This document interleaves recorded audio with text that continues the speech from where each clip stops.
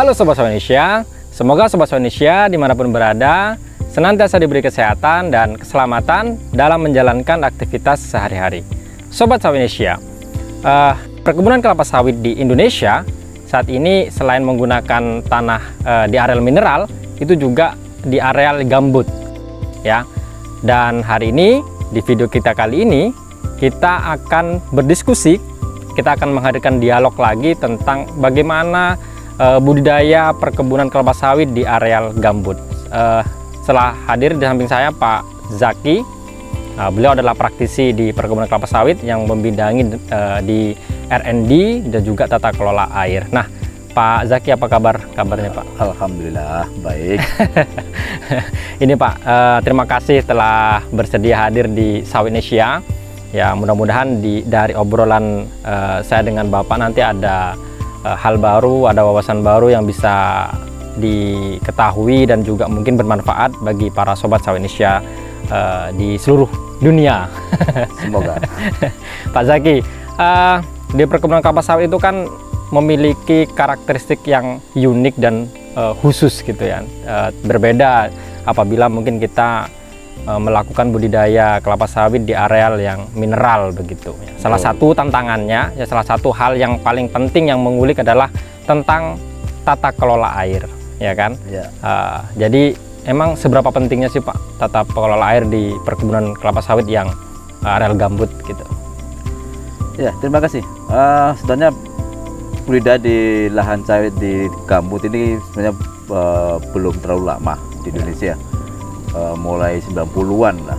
Jadi penerbitan peraturan yang paling lama pun mengenai budidaya sawit tahun 2009 baru muncul. Ya. Tantangan utama di perkebunan kelapa sawit di lahan gambut adalah bagaimana mengelola air supaya produktivitas ataupun pertumbuhan kelapa sawit itu tetap terjaga. Perkebunannya sustainable, karena berbicara untuk jangka waktu yang lebih panjang, sehingga tata kelola air ini jadi sangat penting. Tata kelola air akan berpengaruh terhadap produktivitas tanaman, karena yang paling ideal, yang tinggi muka air tanah, yang paling harus dijaga pada level 50 sampai 70 cm dari permukaan tanah. 50. Itu yang paling ideal. Itu akan menghasilkan produktivitas tanaman yang paling optimal. Di bawah itu kurang dari 20, kurang dari 50, produktivitas tanaman akan turun secara drastis. Bahkan di bawah 25 akan turun jauh lebih dari 50%. Sehingga menjaga TMAT, tinggi muka air tanah, pada kisaran 50 sampai 70 cm menjadi wajib sifatnya. Yang kedua, bahwa menjaga TMAT, kisaran TMAT pada tingkat ideal tersebut juga sangat penting, karena untuk menjaga subsidensi tanah gambutnya tidak berlebihan. Kita ketahui bersama bahwa ada peraturan dari pemerintah yang membuat baku mutu penurunan subsidensi gambut itu maksimal 7 cm per tahun. Wah, 7 cm. Ya, jadi kalau lebih dari itu berarti bisa dikatakan gagal.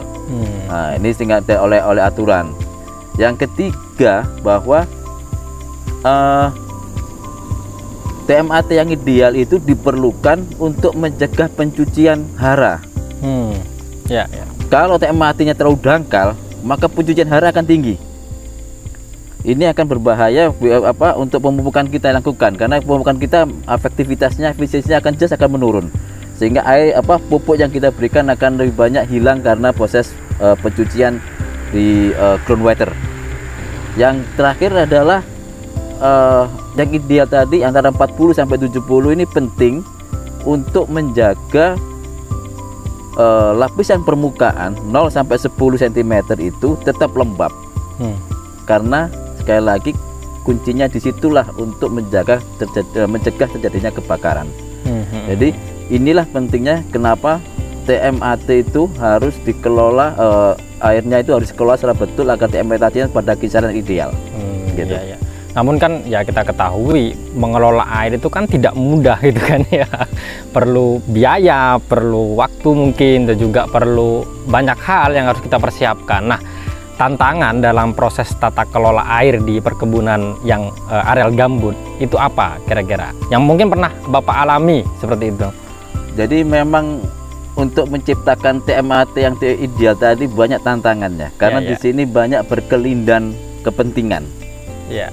Satu, regulasi. Oh, ada regulasinya Pak ya? Ada. Regulasi kita PP nomor 57 tahun 2016 itu dikatakan rusak apabila TMAT-nya di atas 40 cm. 40 cm. Ya. Di satu sisi dari regulasi. Yang kedua tadi dari produktivitas kelapa sawit, pertumbuhan dan produktivitas kelapa sawit. Kita harus menjaga ideal di antara 50 sampai 70 cm. Kemudian satu lagi yang mungkin pada sebagian perkebunan sawit menggunakan air sebagai transportasinya. Ini sangat-sangat sebenarnya tantangannya sangat besar, karena di satu sisi untuk menciptakan TMAT yang ideal tadi kita butuhkan banyak sekat. Tapi di sisi lain transportasi sekat itu tidak ada supaya kapalnya bisa lewat. Betul. Nah, ini tantangan terbesarnya, bagaimana tata kelola air di gambut itu bisa melayani segala kepentingan. Butuh terobosan teknologi dan butuh selalu improvisasi dari manajemen agar semuanya tujuan itu dapat dicapai gitu. Iya. Jadi memang tantangannya agak ini Pak ya. Jadi satu sisi kita produktivitas, satu sisi juga ada regulasi dari pemerintah. Jadi ini juga kita harus menjembatani dua hal ini gitu ya. Betul. Tapi kalau menurut Pak Zaki, kira-kira ke depan itu pengelolaan di kebun, budidaya kebun di tanah gambut itu seperti apa sih prospeknya gitu? Apakah memang ya mungkin bisa suatu saat akan menemui masa kejayaannya atau keberhasilannya, atau seperti apa kira-kira? Sebenarnya dengan potensi lahan gambut ya, kalau di Indonesia itu ada total sekitar 21 juta hektar.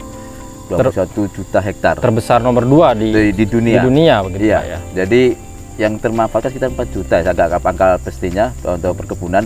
Jadi masih cukup besar. Dengan kemajuan teknologi kita bisa menciptakan tata kelola air yang lebih efisien, lebih otomasi. Jadi dengan teknologi yang ada, dengan aplikasi Android, dengan teknologi UAV, drone dan sebagainya, untuk pengamatan akan lebih mudah. Sehingga bagaimana cara mengelola air yang lebih tepat itu mudah dilakukan ketimbang dulu yang tanpa teknologi sama sekali, yang hanya mengandalkan teknologi secara teodolit misalnya. Jadi kedepannya sebenarnya masa depan perkebunan sawit itu masih cerah ya, dengan catatan tadi tata kelola air di gambut harus secara ketat dikelola secara betul. Itu karena itu adalah kunci dari semua teknis budidaya kelapa sawit di lahan gambut. Kuncinya di situ, karena itu kalau tata kelola airnya buruk akan berakibat pada semua sisi budidaya di lahan tersebut, di lahan gambut tersebut gitu. Mungkin itu Sobat Sawit Indonesia. Jadi memang budidaya perkebunan kelapa sawit di areal gambut itu saat ini juga sedang kita mungkin banyak orang yang sedang meneliti bagaimana secara efektif dan menghasilkan produktivitas yang tinggi, karena memang kita ketahui ada keterbatasan Pak di satu sisi. Namun juga kita juga sekarang mau mencari areal yang mungkin bagus, ini kan sudah nggak ada udah nggak ada, sehingga kita juga yang ada ini kita lakukan dengan melakukan banyak hal, terutama tadi pengelolaan air ya. Mungkin sebelum kita tutup, ada yang mau Bapak sampaikan tentang tata kelola inilah seperti ini. Ya, kunci utama tata kelola air di lahan gambut sebenarnya adalah kekonsistenan dari manajemen. Bagaimana menerapkan tata kelola air yang baik dan benar, kemudian mencukupi segala peralatannya untuk penerapan tata kelola air, sehingga monitoring ini dapat dilakukan on time, online, sehingga keputusan yang diambil juga berdasarkan data, sehingga tata kelola air akan bisa mendekati sempurna lah. Kapan air harus dibuang, kapan air harus ditahan, kemudian bagaimana prediksi cuaca ke depannya. Kalau itu bisa dikelola, digabungkan data-data tersebut, itu akan menghasilkan sebuah sistem manajemen air yang sangat-sangat bagus, karena kita semua keputusan itu by data. Gitu. Oke, itu Sobat Sawenesia. Semoga dari obrolan saya dengan Pak Zaki ini ada sesuatu yang bisa diambil, ya mungkin menjadi tambahan pengetahuan atau mungkin tambahan referensi bagi Sobat Sawenesia yang mungkin akan berkarir di perkebunan kelapa sawit, bahwasannya di Indonesia itu kelapa sawit merupakan primadona yang merupakan harta karun yang nantinya mudah-mudahan ini akan bisa menjadi manfaat untuk kita semuanya ya. Mungkin itu, tunggu video kita selanjutnya. Sehat selalu, sukses selalu.